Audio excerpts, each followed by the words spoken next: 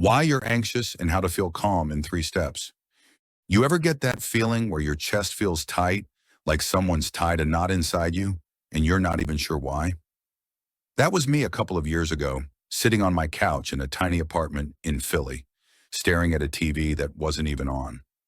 It was a Saturday night, one of those nights where you're supposed to be out having fun, living your best life, but instead I was just there.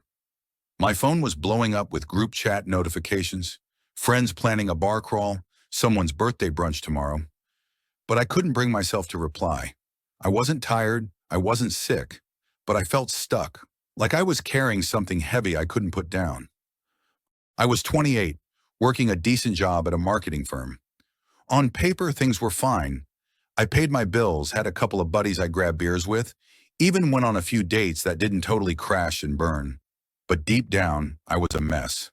I'd wake up every morning with this low-grade buzz of worry that followed me around like a shadow. It wasn't about one big thing, no looming disaster, no soap opera drama. It was just everything. My inbox had 47 unread emails, and I was terrified to open them, because what if one was bad news?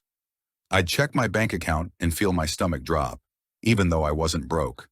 I'd lie in bed at night, replaying conversations from work, wondering if I'd said something dumb or if my boss thought I was slacking. The weirdest part? I didn't even know why I was so anxious. I'd always thought anxiety was for people with real problems. You know, like losing a job or going through a breakup. But me, I was just doing the things you're supposed to do. So why did it feel like I was one wrong move away from everything falling apart? I remember one day in particular. I was at the grocery store, standing in the cereal aisle, trying to decide between Frosted Flakes and some healthy granola that looked like bird food. And out of nowhere, I felt it, that knot in my chest tightening. My heart was racing, my palms were sweaty, and all I could think was, I gotta get out of here. I left my cart right there, walked out to my car, and just sat in the driver's seat for 20 minutes, breathing like I'd just run a mile. I didn't tell anyone about it. Not my friends, not my family. I was embarrassed. What was I going to say? Hey, I freaked out because I couldn't pick a cereal? It sounded ridiculous, but it kept happening. Not always that intense, but little moments where I'd feel overwhelmed by the smallest things. Missing a deadline at work would make me spiral, convinced I was about to get fired. A friend canceling plans would leave me wondering if they secretly hated me. Even scrolling through Instagram was a minefield. Everyone else seemed to have their life together, posting about their vacations or their new apartments, while I was just trying to make it through the day without feeling like I was drowning. I tried to fix it in my own clumsy way. I'd read articles online about beating stress.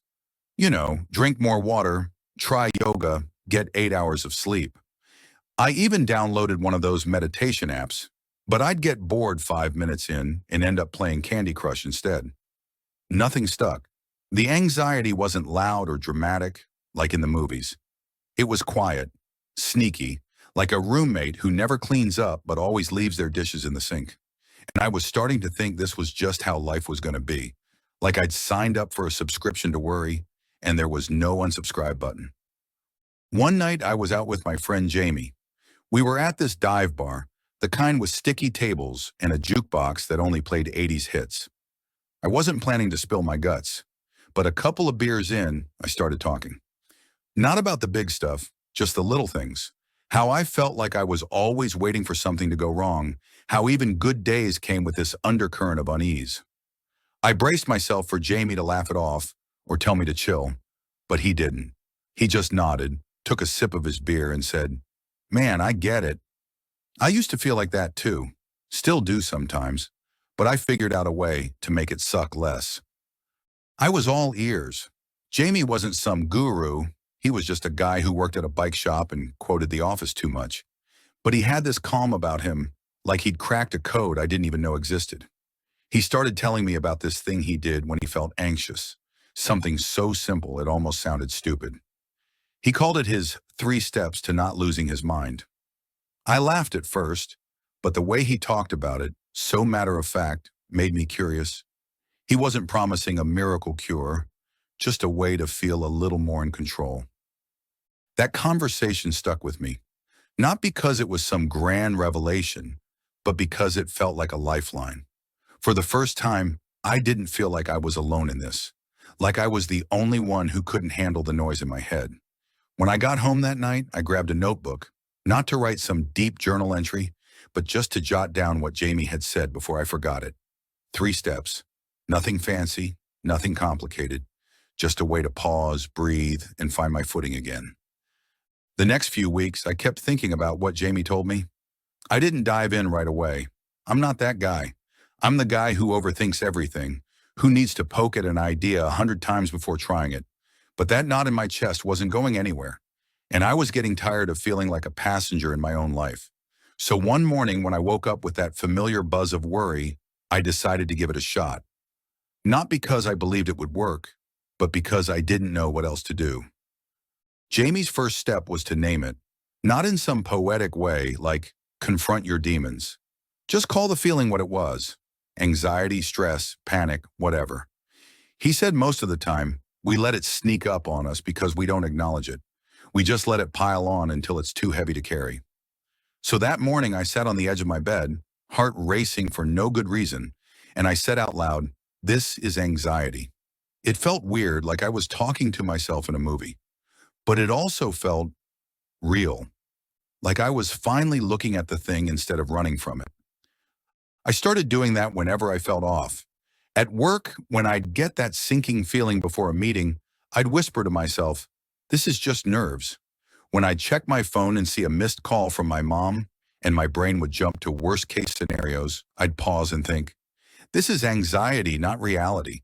It wasn't a fix, but it was like turning on a light in a dark room. The shadows were still there, but they didn't seem as big.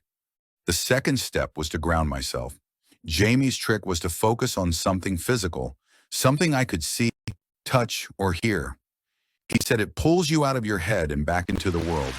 The first time I tried it, I was in line at a coffee shop, feeling that knot tighten because I was late for work, and my boss had already sent me a cryptic, "We need to talk" email. I wanted to bolt, but instead I grabbed my keys in my pocket and focused on them. The cold metal, the jagged edges, the way they jingled when I moved my hand. I counted the keys. 1, 2, 3. I noticed the hum of the espresso machine, the smell of burnt toast. It wasn't magic, but it was enough to slow my breathing, to make me feel like I wasn't about to spin out. I got better at it over time. At my desk, I'd tap my foot and count the beats. On the bus, I'd trace the edge of my phone with my finger and focus on the texture. It was like an anchor, something to hold on to when my thoughts started running wild. I didn't always catch it in time. There were still days when I'd let the anxiety build until I was a mess. But when I remembered to ground myself, it was like hitting the pause button on a panic attack. The third step was the hardest. Do something small. Jamie said anxiety loves to make you freeze, to make you feel like you can't move until everything's perfect. His fix was to pick one tiny thing and do it, no matter how small. Answer one email, wash one dish, text someone back. He said it's not about solving the whole problem. It's about reminding yourself you're still in the game. I tested it one night when I was spiraling about work.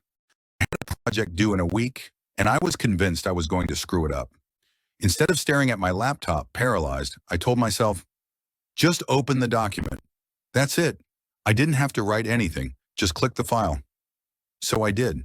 And once it was open, I thought, okay, maybe I'll type one sentence. I ended up working for an hour, not because I was suddenly fearless, but because that one small step snowballed into something bigger. Those 3 steps, name it, ground yourself, do something small, started to change things. Not overnight, not in a Hollywood way. I still had bad days. I'd still feel that knot sometimes, especially when money was tight or when I'd compare myself to people who seemed to have it all figured out. But the difference was, I wasn't helpless anymore. I had a plan, a way to fight back. It was like learning to drive a stick shift, jerky and awkward at first, but smoother the more I practiced. I started noticing other things too. The less I let anxiety run the show, the more I could see what was actually going on. A lot of my worry wasn't about the present. It was about the future, about things that hadn't even happened yet. What if I got fired? What if I never moved out of this apartment? What if I was stuck forever? Naming it, grounding myself, and taking one step at a time pulled me back to now, to what I could actually control. I'm not saying I'm cured. Anxiety's still there, like an old injury that flares up when the weather's bad. But it doesn't own me anymore. I can sit in a coffee shop now without feeling like the walls are closing in. I can open my inbox without my heart pounding. I can make plans with friends and actually show up, not because I'm never nervous, but because I know I can handle it. If I could go back to that guy on the couch, the one staring at a blank TV screen, I'd tell him this: you're not broken. You're just human. And you don't have to fix everything at once. Just start where you are, with what you've got. Name the feeling, find your anchor, take one step. It's not about being fearless. It's about moving anyway. Calm isn't something you find. It's something you build. One breath, one step at a time.